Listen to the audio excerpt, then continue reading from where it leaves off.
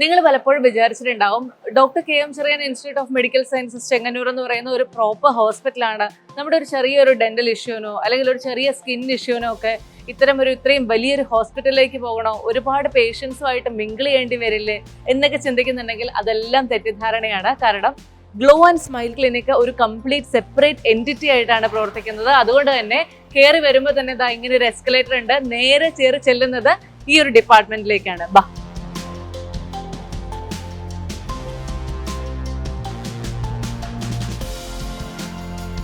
നമ്മളൊരു സ്മൈൽ കറക്ഷന് വേണ്ടി ഒരു ഡെന്റൽ ക്ലിനിക്കിൽ പോവുകയായിരിക്കും, അല്ലെങ്കിൽ ബോഡി അല്ലെങ്കിൽ സ്കിൻ എന്നുള്ള കാര്യത്തിന് വേണ്ടി ഒരു ഡെർമറ്റോളജി ക്ലിനിക്കിലും പോവുകയായിരിക്കും. ഈ രണ്ട് കാര്യങ്ങളും ഒരു കുടക്കീഴിൽ വന്നാലോ? അങ്ങനെയുള്ള ഒരു കാര്യമാണ് ഞാനിന്ന് നിങ്ങളെ പരിചയപ്പെടുത്തുന്നത്. ഞാനിപ്പോൾ ഉള്ളത് doctor K M Cherian institute of medical sciences ചെങ്ങന്നൂരിലെ ഗ്ലോ ആൻഡ് സ്മൈൽ ഡിപ്പാർട്ട്മെന്റിലാണ്. നമ്മൾ ഈ പറഞ്ഞ എല്ലാ കാര്യങ്ങളും, നമ്മുടെ ഏറ്റവും മൈന്യൂട്ട് ആയിട്ടുള്ള ആവശ്യങ്ങൾ മുതൽ നമ്മുടെ കോംപ്ലിക്കേറ്റഡ് ആയിട്ടുള്ള സർജറീസ് അടക്കമുള്ള എല്ലാ കാര്യങ്ങളും വളരെ വിദഗ്ധ ഡോക്ടർമാരുടെ കീഴിൽ നടപ്പാക്കുന്ന ഈ ഡിപ്പാർട്ട്മെന്റിലെ ഫെസിലിറ്റീസ് എന്തൊക്കെയാണ് നമുക്കൊന്ന് കയറി കാണാം.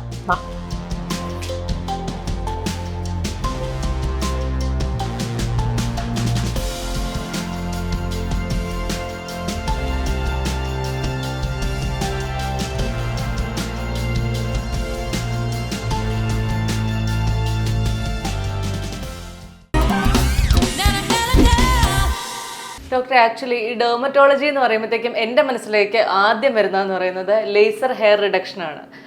പക്ഷേ പലരും ഇങ്ങനെ പറഞ്ഞു ഞാൻ കേട്ടിട്ടുണ്ട്, ഈ LHR ചെയ്തതിന് ശേഷവും വീണ്ടും ഹെയർ വരുന്നു, അപ്പോൾ ഈ പ്രൊസീജിയർ അത്ര എഫക്റ്റീവ്നെസ് ഉള്ള പ്രൊസീജിയർ അല്ല എന്നൊക്കെ. സത്യമാണോ? അങ്ങനെയല്ല. ലേസർ ഹെയർ നമ്മൾ റിമൂവലും കാട്ടി റിഡക്ഷനാണ് ഉദ്ദേശിക്കുന്നത്. പറഞ്ഞാൽ നമ്മുടെ ഉള്ള ഹെയറിന് ഒരു 80 to 90% റെഡ്യൂസ്ഡ് ആവണം. അത് നമ്മൾ ഫുൾ സെഷൻസ് കംപ്ലീറ്റ് ചെയ്യുമ്പോഴാട്ടോ. അപ്പം അത് ഡെഫിനറ്റ്ലി വർക്ക് ചെയ്യുന്നതാണ്. പക്ഷെ നമ്മൾ ആ ഫുൾ കംപ്ലീറ്റ് ചെയ്തൊരു 4 or 3 സെഷൻസ് ആയിട്ടുണ്ടെങ്കിൽ നമ്മൾ ഉദ്ദേശിക്കുന്ന റിസൾട്ട് കിട്ടണമെന്നില്ല.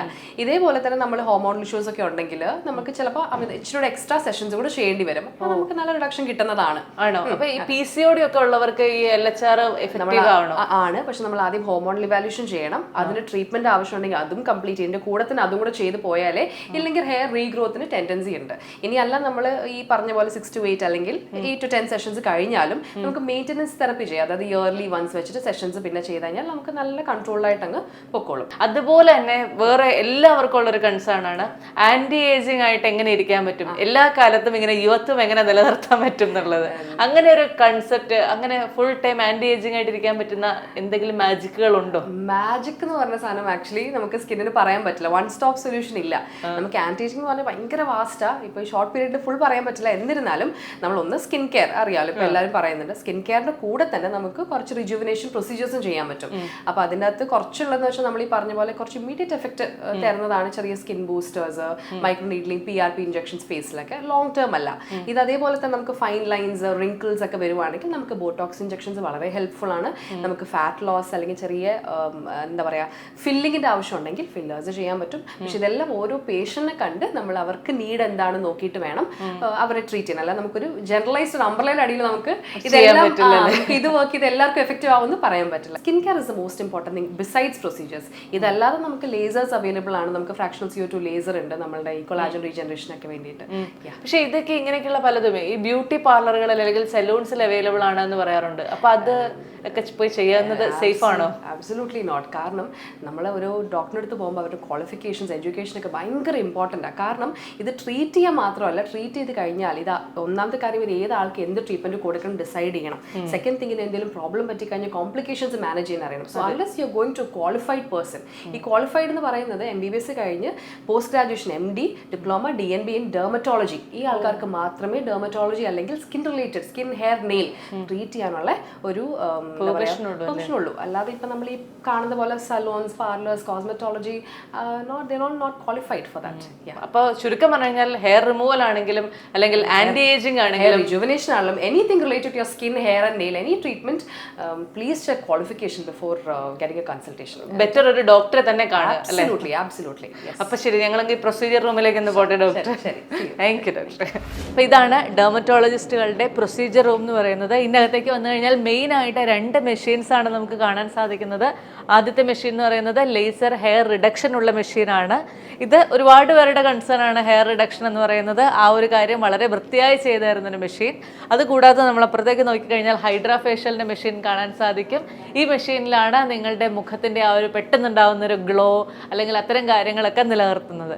ഇത് രണ്ടും കൂടാതെ ഇത് രണ്ടും മെഷീൻ ഉപയോഗിച്ചിട്ടുള്ളത്. അതിനപ്പുറത്തേക്ക് ഡെർമറ്റോളജിസ്റ്റ് എന്ന് പറയുമ്പോൾ നമുക്ക് പലതരത്തിലുള്ള കെമിക്കൽ പീലുകൾ നമ്മൾ ഓൾറെഡി കണ്ടു. അതുപോലെ തന്നെ പലർക്കും ഇങ്ങനെ അവിടെ ഇവിടെയൊക്കെ ഒരു പാലുണ്ണി വന്നു, ഭയങ്കര ബോറായിട്ടുണ്ട്, എന്ത് ചെയ്യും എന്നൊക്കെ ചോദിക്കുന്നവർക്ക് മിനിറ്റുകളുടെ പ്രൊസീജിയറിൻ്റെ ആവശ്യം മാത്രമേ ഉള്ളൂ. യാതൊരു പെയിനും ഇല്ലാതെ വളരെ എഫക്റ്റീവായിട്ട് അത്തരം കാര്യങ്ങൾ റിമൂവ് ചെയ്യാൻ പറ്റും. ഇത്തരം കാര്യങ്ങളൊക്കെ പറയുമ്പോൾ നമ്മൾ വീണ്ടും ആവർത്തിച്ച് പറയുന്ന ഒരു കാര്യമുണ്ട്. ഈ കാര്യങ്ങളെല്ലാം മികച്ച ഒരു ഡെർമറ്റോളജിസ്റ്റിൻ്റെ, ഒരു ഡോക്ടറുടെ കൺസൾട്ടേഷനിൽ മാത്രം ചെയ്യുക എന്നുള്ളത്. പലയിടത്തും ഇങ്ങനെയുള്ള വലിയ വലിയ മെഷീനുകളൊക്കെ കാണാൻ സാധിക്കും, പക്ഷെ ചെയ്യുന്നത് അത്ര എക്സ്പേർട്ടിസമുള്ള ഡോക്ടേഴ്സ് ആവണമെന്നില്ല, അല്ലെങ്കിൽ അങ്ങനെയുള്ള ആളുകളാവണമെന്നില്ല. അപ്പോൾ അതുകൊണ്ട് ആ കാര്യം മാത്രം നിങ്ങൾ വളരെ കൃത്യമായി ശ്രദ്ധിക്കുക. ഇനി അങ്ങനെയുള്ള കാര്യങ്ങളിൽ ഇനി എവിടെ പോകണമെന്ന് സംശയിച്ച് നിൽക്കുന്നവരാണെങ്കിൽ തീർച്ചയായിട്ടും doctor KM Cherian institute of medical sciences ചെങ്ങന്നൂരിൽ ഇത്തരത്തിലുള്ള നിങ്ങളുടെ സൗന്ദര്യപരമായിട്ടുള്ള എല്ലാ കൺസേൺസിനും മികച്ച ഡോക്ടർമാരുടെ അഡ്വൈസസിലുള്ള സർവീസസ് ലഭ്യമാണ്. അപ്പോൾ കൃത്യമായ ട്രീറ്റ്മെൻറ്റ് എടുക്കുക, നിങ്ങളുടെ ആരോഗ്യവും നിങ്ങളുടെ സൗന്ദര്യവും കൃത്യമായി നിലനിർത്തുക. ഡോക്ടറെ, ഒരുപാട് പെൺകുട്ടികളെ കല്യാണ സമയമാകുമ്പോഴത്തേക്കും പെട്ടെന്നൊരു ഗ്ലോ കിട്ടണം, കുറച്ച് ദിവസത്തേക്കൊക്കെ നിലനിൽക്കണം എന്നൊക്കെ ഉള്ളപ്പോൾ നമ്മൾ സ്വാഭാവികമായിട്ടും ഒരു ബ്യൂട്ടി പാർലറിലേക്ക് പോകും. അതിന് പകരമായിട്ട് ഇപ്പൊ ബ്യൂട്ടി പാർലറിൽ എത്രമാത്രം ട്രെയിൻഡ് ആയിട്ടുള്ള ആൾക്കാരാണ്, അല്ലെങ്കിൽ അവർക്ക് എത്രമാത്രം നോളജ് ഉണ്ടെന്നൊന്നും അറിയില്ലാത്തതുകൊണ്ട് ചിലരെങ്കിലും ഒന്നും മടിച്ചു നിൽക്കില്ലേ? അങ്ങനെയുള്ളവരെ ഡെർമറ്റോളജിസ്റ്റിനെ സഹായിക്കാൻ പറ്റുമോ? അതെ അതെ, നമുക്ക് ഇങ്ങനെ ആക്ച്വലി പല ഓപ്ഷൻസ് നമുക്ക് ഇങ്ങനെ പ്രൊവൈഡ് ചെയ്യാം. അപ്പോൾ ആദ്യം നമുക്ക് സ്കിൻ അസസ് ചെയ്യണം. ഓയിലി സ്കിന്നോ വേറെ എന്തെങ്കിലും കൺസേൺസ് ഉണ്ടെങ്കിൽ, പിമ്പിൾസ് ഉണ്ടോ അല്ലെങ്കിൽ പിഗ്മെന്റേഷൻ നമ്മുടെ മെയിൻ കൺസേൺ ആണെങ്കിൽ അതിന് വേണ്ടി പ്രത്യേകിച്ച് പീൽസ് ഉണ്ട്. അപ്പോൾ കെമിക്കൽ പീൽസ് ആണ് നമ്മൾ പറയുന്നത്. അപ്പോൾ കുറച്ചുകൂടി സമയം വേണം ഇതിന്റെ ഇഫക്റ്റ് വരാൻ വേണ്ടി. അതും പല സെഷൻസ് ആണ് നമ്മൾ പ്ലാൻ ചെയ്യുന്നത്. അതുപോലെ ഹൈഡ്രാ ഫേഷ്യൽ ഇപ്പൊ ഞാനിവിടെ കണ്ടു, ഇവിടുത്തെ വളരെ ഒരു ഇമ്പോർട്ടന്റ് ആയിട്ടുള്ള ഒരു കാര്യമായിട്ട് ഹൈഡ്രാ ഫേഷ്യൽ കണ്ടു. പക്ഷെ ഇത് ഒരുപാട് പാർലറുകളിൽ എഴുതി വെച്ചേക്കുന്നുണ്ട്. ഇത് തമ്മിലുള്ള വ്യത്യാസം എന്താ? വ്യത്യാസം എന്ന് വെച്ചാൽ ഇവിടെ സ്റ്റാൻഡേർഡ് പ്രൊസീജിയേഴ്സ് ആണ് നമ്മൾ ഉപയോഗിക്കുന്നത്, പിന്നെ സ്റ്റാൻഡേർഡ് ഒരു മെഷീന്, പിന്നെ ഡെർമറ്റോളജിസ്റ്റ് ആണ് നമ്മളാണ് ചെയ്യുന്നത്. അപ്പോൾ അതനുസരിച്ചാണ് ഇതിന്റെ എഫക്റ്റീവ് ട്രീറ്റ്മെന്റ്സ് ഒക്കെ നമുക്ക് പ്ലാൻ ചെയ്യാം. അത് കുറച്ചും കൂടി സേഫാണ്. അപ്പോൾ അത്രയ്ക്കും സമയം ഇല്ലെങ്കിൽ നമുക്ക് ഹൈഡ്രാ ഫേഷ്യൽ പ്ലാൻ ചെയ്യാം. അത് ശരിയാണ്. ഒരു കൺസേണോട് ചോദിക്കട്ടെ ഡോക്ടറെ, എല്ലാവർക്കും അതിപ്പോ കല്യാണം കഴിക്കാൻ പോകുന്നതാണെങ്കിലും കല്യാണം കഴിച്ചാണെങ്കിലും സ്കൂളിൽ പഠിക്കുന്ന കുട്ടിയാണെങ്കിലും ഹെയർ ഫോൾ ഭയങ്കര പ്രശ്നമാണ്. എസ്പെഷ്യലി നമ്മളിങ്ങനെ പല പല ട്രീറ്റ്മെന്റുകളൊക്കെ ചെയ്യുമ്പോൾ ഈ ഹെയർ ഫോൾ ഒന്ന് റെഡ്യൂസ് ചെയ്യാനായിട്ട് എന്തെങ്കിലും ഒരു കാര്യം ഡോക്ടർ ചെയ്തു കൊടുക്കുമോ? അതെ, അപ്പൊ ആദ്യം നമുക്ക് ഇൻവെസ്റ്റിഗേഷൻസ് ഒക്കെ ചെയ്യണം. എന്തെങ്കിലും കോസ്, പ്രത്യേകിച്ച് എന്തെങ്കിലും കോസ് ഉണ്ടെങ്കിൽ, അപ്പോൾ ഇൻഫെക്ഷൻസിന്റെ കോസ് ആണെങ്കിൽ നമുക്ക് അത് ജസ്റ്റ് ഒന്ന് ട്രീറ്റ് ചെയ്യണം. വേറെ ന്യൂട്രീഷണൽ ഡെഫിഷ്യൻസീസ്, ഇപ്പൊ എല്ലാവരും ഡയറ്റിങ്ങും പിന്നെ ഭയങ്കര സ്ട്രെസ് ഒക്കെ എല്ലാം ഒരു ബാഡ് എഫക്റ്റ് ഉണ്ട്. അപ്പോൾ അത് ആദ്യം ജസ്റ്റ് ഒന്ന് ഐഡന്റിഫൈ ചെയ്യണം. പിന്നെ വേറെ വൈറ്റമിൻ D ഡെഫിഷ്യൻസി എന്തെങ്കിലും ഉണ്ടെങ്കിൽ, അല്ലെങ്കിൽ വേറെ തൈറോയിഡിന്റെ ഇഷ്യൂസ് ഉണ്ടെങ്കിൽ അതൊന്ന് നോക്കണം. പിന്നെയാണ് നമ്മൾ ഈ ടാബ്ലറ്റ്സ്, ഇങ്ങനെ മൾട്ടി വൈറ്റമിൻസും ഹെയർ സിറംസും ഒക്കെയാണ് നമ്മൾ പ്രൊവൈഡ് ചെയ്യുന്നത്. അതിന്റെ കൂടെ വേറെ പ്രൊസീജിയേഴ്സ് ഒക്കെ ഉണ്ട്, PRP GFC ഒക്കെ ഉണ്ട്. അത് നമ്മളിങ്ങനെ പേഷ്യന്റ് ടു പേഷ്യന്റ് ആണ് നമ്മൾ അസസ് ചെയ്യുന്നത്. അങ്ങനെ അപ്പൊ നമുക്കൊരു സിമ്പിൾ ആയിട്ടുള്ള ഒരു സ്കിൻ കെയർ ഇഷ്യൂ തൊട്ട് നമ്മളുടെ വളരെ മേജർ ആയിട്ടുള്ള ഇഷ്യൂസ് അടക്കമുള്ള എല്ലാ പ്രശ്നങ്ങൾക്കും ഈ ഗ്ലോ ആൻഡ് സ്മൈൽ ഡിപ്പാർട്ട്മെന്റിലേക്ക് വന്നാൽ മതി അല്ലേ? എല്ലാത്തിനും ഒരു പെർമനന്റ് സൊല്യൂഷൻ കണ്ടെത്താൻ പറ്റും അല്ലേ? Anyway, thank you doctor. ഈ ഒരു ഡിപ്പാർട്ട്മെന്റ് നമ്മൾ എല്ലാവരും പോലെ തന്നെ ഏറ്റവും അധികം ഹെൽപ്ഫുൾ ആകുന്ന മറ്റൊരു സെഗ്മെന്റ് ആണ് NRI മലയാളീസ്. വളരെ കുറച്ച് ദിവസത്തേക്ക് വേണ്ടിയിട്ടായിരിക്കും പ്രവാസി മലയാളികൾ നാട്ടിലെത്തുന്നത്. അപ്പോൾ സ്കിൻ ഇഷ്യൂസിന് ഒരു ക്ലിനിക്കിൽ പോവുക, ഡെന്റൽ ഇഷ്യൂസിന് മറ്റൊരു ക്ലിനിക്കിൽ പോവുക, അങ്ങനെയുള്ള കൺസേൺസ് ഒന്നുമില്ലാതെ, അത്തരത്തിലുള്ള വറീസ് ഒന്നുമില്ലാതെ നിങ്ങളുടെ എല്ലാ പ്രശ്നങ്ങൾക്കും അണ്ടർ വൺ റൂഫ് സൊല്യൂഷൻ ഉണ്ടാകും. അതും ഏറ്റവും എക്സ്പേർട്ട് ഡോക്ടേഴ്സിന്റെ കീഴിൽ. അതാണ് സെന്റർ ഫോർ എസ്തെറ്റിക്സ്. ഡോക്ടറെ, ആക്ച്വലി ഒരു ഡെന്റിസ്റ്റിൻ്റെ അടുത്തേക്ക് പോകുക എന്ന് പറയുമ്പോഴത്തേക്ക് നമുക്ക് വളരെ എന്താ പറയുക, വളരെ ഫണ്ടമെന്റൽ ആയിട്ടുള്ള കുറച്ച് കാര്യങ്ങളാണ് പെട്ടെന്ന് ഓർമ്മ വരിക. ടീത്ത് ക്ലീനിങ്, അല്ലെങ്കിൽ ഒരു പല്ല് പറിക്കുക, ഇങ്ങനെയൊക്കെയുള്ള കാര്യങ്ങൾ. അതിനപ്പുറത്തേക്ക് മാക്സിലോഫേഷ്യൽ സർജറി ഡിപ്പാർട്ട്മെന്റ് എന്നാണ് ഞാൻ ഈ ഡോക്ടർ KM ചെറിയാനിലെ ഈ ഒരു ഡെന്റിസ്ട്രി വിങ്ങിനെ കണ്ടത്. അപ്പോൾ ഇവിടെ എന്തൊക്കെയാണ് ഡോക്ടറെ സ്പെഷ്യലൈസ്ഡ് ആയിട്ട് ചെയ്തു കൊടുക്കുന്നത്? ഇപ്പോൾ വീണ പറഞ്ഞ പോലെ ബേസിക് ആയിട്ടുള്ള ഡെന്റൽ ക്ലിനിക്കിൽ കിട്ടുന്ന സർവീസസ് കൂടാതെ നമ്മൾ കുറച്ചുകൂടെ സ്പെഷ്യലൈസ്ഡ് ആയിട്ടുള്ള, ഇപ്പോൾ താടിയെല്ലിനുള്ളിൽ കുരുങ്ങിയിരിക്കുന്ന പല്ലുകൾ നമ്മളൊരു മൈനർ സർജിക്കൽ പ്രൊസീജിയർ വഴി ഓപ്പറേറ്റ് ചെയ്തെടുക്കാം. അപ്പോൾ ഇവിടുത്തെ ഒരു ഗുണമെന്ന് പറഞ്ഞാൽ നമുക്ക് മെഡിക്കൽ ഫെസിലിറ്റി കൂടെ അവൈലബിൾ ആയതുകൊണ്ട് ഒരു പ്രഷർ കൂടിയ പേഷ്യൻ്റ്, അല്ലെങ്കിൽ ഡയബറ്റിക് പേഷ്യൻ്റ്, അല്ലെങ്കിൽ കാർഡിയോളജി എന്തെങ്കിലും ഇഷ്യൂ ഉള്ള പേഷ്യൻ്റ്, നെഫ്രോളജി എന്തെങ്കിലും ഇഷ്യൂ ഉള്ള പേഷ്യൻ്റ്, അപ്പം അവർക്ക് കുറച്ചുകൂടെ സ്പെഷ്യലൈസ്ഡ് കെയർ നമുക്ക് കുറച്ച് പ്രീ സർജിക്കൽ പ്രിപ്പറേഷനോടുകൂടെ നമുക്ക് ചെയ്യാൻ പറ്റും. അതാണ് ഏറ്റവും ബേസിക്കായിട്ട് നമ്മളിവിടെ ചെയ്യുന്ന ചില കാര്യങ്ങളിലൊന്ന്.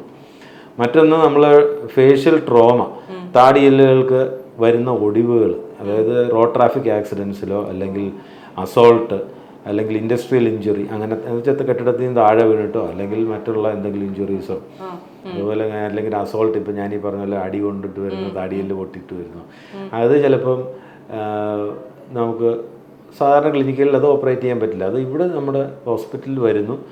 ഇവിടെ നമുക്ക് ന്യൂറോ സർജറി, പ്ലാസ്റ്റിക് സർജറി, മറ്റുള്ള ഡിപ്പാർട്ട്മെൻ്റ് ഉള്ളതുകൊണ്ട് എന്തായാലും ഒരു ഹോസ്പിറ്റലിൽ വന്നേ പറ്റും.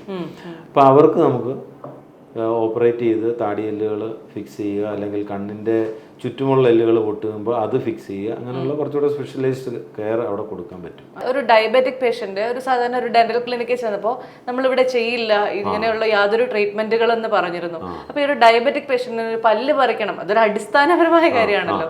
അങ്ങനെയുള്ള കാര്യങ്ങളൊക്കെ നമുക്ക് ഇവിടെ കിട്ടും. തീർച്ചയായിട്ടും. അതായത് നമുക്കൊരു മെഡിക്കൽ ഫെസിലിറ്റി ഇവിടെ അവൈലബിൾ ആണ്. അപ്പോൾ നമുക്കത് പേഷ്യന്റിനെ കൺട്രോൾ ചെയ്തുകൊണ്ട്, ഇപ്പോൾ ഈ ഡയബറ്റിക് സ്റ്റാറ്റസ് കൺട്രോൾ ചെയ്തുകൊണ്ട് നമുക്ക് പ്രൊസീജിയേഴ്സ്, സർജിക്കൽ പ്രൊസീജിയേഴ്സ് ചെയ്യാനായിട്ട് സാധിക്കും. മറ്റൊന്ന്, നമുക്ക് മോണിറ്റേർഡ് അനസ്തെറ്റിക് കെയർ എന്ന് പറഞ്ഞൊരു സംവിധാനമുണ്ട്. അതായത് ചില ഹൈ റിസ്ക് പേഷ്യൻറ്റുകളെ, കാർഡിയോളജി ഇഷ്യൂ, മറ്റുള്ള ഇഷ്യൂസ് ഉള്ളവരിൽ നമ്മൾ ഓപ്പറേഷൻ തിയേറ്ററിൽ കൊണ്ടുപോയി പേഷ്യൻറ്റിനെ with all pre surgical preparation കഴിഞ്ഞതിന് ശേഷം, ഹൃദയ സംബന്ധമായിട്ടൊരു അസുഖമുള്ള ആൾക്ക് സാധാരണ ക്ലിനിക്കിൽ നമ്മൾ ചെയ്യുമ്പോൾ എന്തെങ്കിലും ഒരു കറ്റാസ്ട്രോഫി വരാം, അവിടെ എന്തെങ്കിലും ഒരു ബുദ്ധിമുട്ട് വരാം. ഇവിടെ ആകുമ്പോൾ നമ്മളെല്ലാം മോണിറ്റേർഡ് ആയിരിക്കും. എന്തെങ്കിലും ഇൻ്റർവെൻഷൻ വേണ്ടി വന്നാൽ ഇമ്മീഡിയറ്റ് ആയിട്ട് ഇൻ്റർവ്യൂൻ ചെയ്യാൻ പറ്റും. അപ്പം അങ്ങനെയുള്ള കൂടുതൽ സ്പെഷ്യൽ കെയർ കൊടുത്തുകൊണ്ട് നമുക്ക് ഈ കൊച്ചു കൊച്ചു പ്രൊസീജിയേഴ്സോ വലിയ വലിയ പ്രൊസീജിയേഴ്സോ ധൈര്യമായിട്ട് ചെയ്യാം. അതുപോലെ ഒരു ഡൗട്ടോട് ചോദിക്കട്ടെ, അതായത് ഈ ഇംപ്ലാന്റുകൾ വെക്കാന്ന് പറയുന്നത് ഇപ്പോൾ വളരെ കോമൺ ആയിട്ട് എല്ലാവരും പറഞ്ഞു കേൾക്കാറുണ്ട്. സത്യത്തിൽ എന്താ ഈ ഡെന്റൽ ഇംപ്ലാന്റ് എന്ന് പറഞ്ഞു കഴിഞ്ഞാൽ ഇത് വളരെ കോംപ്ലിക്കേറ്റഡ് ആയിട്ടുള്ള ഒരു കാര്യമാണോ? ഒരു നിസ്സാരമായിട്ട് വേണമെങ്കിൽ പറഞ്ഞാൽ താടിയെല്ലിനുള്ളിലൊരു സ്ക്രൂ പോലെ ഒരു ടൈറ്റാനിയത്തിന്റെ ഒരു ഇംപ്ലാന്റ്, അതായത് ആ സ്ക്രൂ പോലത്തെ ഒരു സാധനം താടിയെല്ലിനുള്ളിലേക്ക് പ്രവേശിപ്പിക്കുന്നു. അത് നമ്മൾ നോക്കേണ്ടത് വെച്ചാൽ ഇപ്പോൾ അൺകൺട്രോൾഡ് ഡയബറ്റിക് ആയിട്ടുള്ള പേഷ്യൻ്റ്, പിന്നെ അല്ലെങ്കിൽ മറ്റ് ചില എല്ലുകൾക്ക് ബലമില്ലാത്ത രീതിയിലുള്ള അസുഖങ്ങളുള്ള പേഷ്യൻ്റ്, അവർക്കൊന്നും പറ്റില്ല. അല്ലാതെ ജനറലായിട്ട് നമുക്ക് ആർക്കും ഉപയോഗിക്കാൻ പറ്റുന്നൊരു കാര്യമാണിത്. എന്നുവെച്ചാൽ താടിയെല്ലിനുള്ളിൽ ഈ സ്ക്രൂ പോലത്തെ ഈ ടൈറ്റാനിയം സ്ക്രൂ കയറ്റി വയ്ക്കുന്നു, അല്ല അതിനകത്ത് ഉറപ്പിക്കുന്നു. അതിനുശേഷം അതിൻ്റെ മുകളിലേക്ക് നമ്മൾ സാധാരണഗതിയിൽ ചെയ്യുന്ന ക്യാപ്പ് ഇടുക എന്നൊക്കെ പറയുമല്ലോ, അതുപോലെ ഒരു ചെറിയൊരു പ്രൊസീജിയർ മൂലം ഈ ഡെന്റൽ ഇംപ്ലാന്റ് മുകളിലേക്ക് പല്ലുകൾ വെക്കുന്നു. അതാണ് ഡെന്റൽ ഇംപ്ലാന്റ്. പല്ല് പൊങ്ങിയിരിക്കുന്നവർക്കാണെങ്കിൽ പല്ലിൽ ക്ലിപ്പിട്ട് താഴ്ത്താം. പക്ഷെ ഈ താടിയെല്ലുകൾ അടക്കം പൊങ്ങിയിട്ടുള്ളവർക്കാണെങ്കിൽ അവരുടെ ഒരു കോൺഫിഡൻസ് തിരിച്ചു കൊണ്ടുവരാനായിട്ട് എന്താ ചെയ്യാൻ പറ്റുക? അത് നല്ലൊരു ചോദ്യമായിരുന്നു. താടിയെല്ലുകൾ, കീഴ്ത്താടിയെല്ലോ മേൽത്താടിയെല്ലോ കുറച്ച് രൂപവ്യത്യാസം വന്നിരുന്നാൽ നമ്മൾ അതിന് സർജറി ചെയ്ത് നമ്മൾ നോർമൽ എന്ന് കരുതുന്ന രീതിയിലേക്ക് എത്തിക്കുക. അതിന് ഓർത്തോഗ്നാത്തിക് സർജറി എന്നാണ് പേര്. നമ്മളിവിടെ അത് ചെയ്യുന്നുണ്ട്. ആ ഫെസിലിറ്റി നമുക്കിവിടെ ഉണ്ട്. അത് കുറച്ച് 1-2 ദിവസത്തെ ആശുപത്രിവാസം മാത്രം മതിയാകും. ചുരുക്കം പറഞ്ഞു കഴിഞ്ഞാൽ നമ്മൾ വളരെ സിമ്പിൾ ആയിട്ടുള്ള ഡെന്റൽ ട്രീറ്റ്മെന്റുകൾ തൊട്ട് വളരെ കോംപ്ലിക്കേറ്റഡ് ആയിട്ടുള്ള ട്രീറ്റ്മെന്റുകൾ അടക്കമുള്ള എല്ലാ കാര്യങ്ങളും ഒരു അണ്ടർ വൺ റൂഫ് ഇവിടെ അവൈലബിൾ ആണ്. എല്ലാം അവൈലബിൾ ആണ്. അപ്പോൾ മാക്സിലോഫേഷ്യൽ സർജറിന് ശേഷം നമുക്ക് പ്രൊസീജിയർ റൂമിൽ പോകാം. അവിടെ ഒരു ഡെന്റിസ്റ്റ് ഉണ്ട്. ഡോക്ടർ എന്തോ ട്രീറ്റ്മെന്റിലാണ്. കഴിഞ്ഞെങ്കിൽ നമുക്കൊന്ന് പരിചയപ്പെടാം. എനിക്കൊരു കുഞ്ഞു വാവയുള്ളത്. അപ്പോൾ ഈ വാവയ്ക്ക് പല്ലൊക്കെ വരുന്നതൊക്കെ ഞാൻ ഇപ്പോഴേ ഡ്രീം ചെയ്ത് തുടങ്ങി. അപ്പോൾ പലരും പറഞ്ഞു കേട്ടിട്ടുണ്ട് ഈ കുഞ്ഞു പല്ലുകളൊക്കെ പുഴുപ്പല്ല് വന്നാലും കുഴപ്പമൊന്നുമില്ല, അതൊക്കെ തന്നെ അങ്ങ് പോയിട്ട് അടുത്തത് വന്നോളൂ എന്നൊക്കെ. ഇതിനൊക്കെ നമ്മൾ കൺസേൺ ആവേണ്ട കാര്യമുണ്ടോ ഡോക്ടറെ? അതൊരു തെറ്റായ ധാരണയാണ് ഈ പാൽപ്പല്ലിന് ഒരു ഇമ്പോർട്ടൻസ് കൊടുക്കാതിരിക്കുക എന്നുള്ളത്. ആദ്യം തന്നെ കുഞ്ഞിന് ഫസ്റ്റ് പല്ല് വരുന്ന സമയത്ത് തന്നെ ഒരു ഡെന്റൽ വിസിറ്റ് അത്യാവശ്യമാണ്. ആ സമയത്ത് നമ്മൾ എങ്ങനെ അത് പരിപാലിക്കണമെന്ന് പേഷ്യൻസിന് പറഞ്ഞു കൊടുക്കും. ഇപ്പം പാൽപ്പല്ലുകളിൽ കേടോ കാര്യങ്ങളോ വരുവാണെങ്കിൽ ഒത്തിരി ആഴത്തിലുള്ള കേടല്ലെങ്കിൽ നമുക്കത് നോർമൽ ഫില്ലിംഗ് ചെയ്ത് സൂക്ഷിക്കാം. ഇനിയും ആഴത്തിലുള്ളതാണ് ഏറ്റവും അകത്തെ ലെയർ വരച്ചെന്ന് കുഞ്ഞ് വേദന പറയുന്നു. ആ സമയത്ത് നമ്മൾ വലിയ ആൾക്കാർക്ക് റൂട്ട് കനാൽ ചെയ്യുന്ന പോലെ കുഞ്ഞു കുട്ടികൾക്ക് പൾപ്പറ്റമി എന്ന് പറഞ്ഞൊരു പ്രൊസീജിയർ ഉണ്ട്. അത് ചെയ്ത് ക്യാപ്പ് ഇട്ട് ആ പല്ലുകളെ സൂക്ഷിക്കണം. കാരണം ഈ പാൽപ്പല്ല് എന്ന് പറയുന്നത് നമ്മുടെ പെർമനന്റ് ടീത്തിന് ഒരു ഗൈഡായിട്ട് നിൽക്കുന്ന പല്ലുകൾ. അതപ്പം അത്യാവശ്യം കെയർ കൊടുത്ത് നമ്മൾ പരിപാലിച്ച് നിർത്തേണ്ടതാണ്. ഡോക്ടർ ഒരു റൂട്ട് കനാൽ സ്പെഷ്യലിസ്റ്റ് ആയതുകൊണ്ട് ഒരു കാര്യം ചോദിക്കട്ടെ. അതായത് പലപ്പോഴും പലരും പറഞ്ഞു കേൾക്കാറുണ്ട് റൂട്ട് കനാലൊക്കെ ഭയങ്കര അനാവശ്യമായിട്ട് ചെയ്യുന്ന കാര്യമാണ്, ഇതൊക്കെ പുതിയ കാര്യമല്ലേ, പണ്ട് ഇതൊങ്ങനെയൊന്നും കേട്ടിട്ടില്ലല്ലോ എന്ന്. അതിലെന്താണ് ഡോക്ടറെ വാസ്തവം ഉള്ളത്? പണ്ട് എല്ലാവരും പല്ലുവേദന വരുന്നു, നമ്മൾ പല്ല് പല്ല് പറിച്ച് പോയി കളയുന്നു. എടുക്കുന്നു, ആ ഒരു ട്രെൻഡ് ആയിരുന്നു. പക്ഷെ ഇപ്പൊ എന്ന് പറഞ്ഞാൽ നമ്മൾ എപ്പോഴും നമ്മുടെ നാച്ചുറൽ ടീത്ത് നിലനിർത്തുന്നതാണ് എപ്പോഴും നല്ലത്. അപ്പം റൂട്ട് കനാൽ എന്ന് പറഞ്ഞാൽ അത്ര പേടിക്കേണ്ട ഒരു പ്രൊസീജിയർ അല്ല, നമ്മൾ മരവിപ്പിച്ചുകൊണ്ടാണ് ചെയ്യുന്നത്, പല്ലെടുക്കുന്ന പോലെ തന്നെ മരവിപ്പിച്ചിട്ടാണ് ചെയ്യുന്നത്. അപ്പം വേദന അധികം അറിയത്തില്ല. ചില കേസുകളിൽ നമുക്ക് സിംഗിൾ വിസിറ്റ് തീർക്കാം, ചില കേസുകളിൽ മൾട്ടിപ്പിൾ വിസിറ്റ് ആയിരിക്കും. അത് ഡിപ്പെൻഡ് ചെയ്തിരിക്കും, ഇൻഫെക്ഷൻ എത്രത്തോളം ഉണ്ട് അതൊക്കെ ഡിപ്പെൻഡ് ചെയ്തിരിക്കും. പക്ഷെ അങ്ങനെ പേടിക്കേണ്ടതായിട്ടില്ല. ക്യാപ്പ് ചെയ്ത് റൂട്ട് കനാൽ ചെയ്ത് ക്യാപ്പ് ചെയ്ത് പല്ല് നിലനിർത്താവുന്നതാണ്. അപ്പൊ ഏതായാലും വീണ്ടും കാണാം ഡോക്ടർ. Thank you. അപ്പൊ ഏതായാലും doctor KM Cherian institute of medical സയൻസസിലെ ഗ്ലോ ആൻഡ് സ്മൈൽ എന്ന് പറയുന്ന ഡിപ്പാർട്ട്മെന്റിന്റെ ഒരു കംപ്ലീറ്റ് ടൂറാണ് നമ്മളിപ്പോൾ നടത്തിയത്.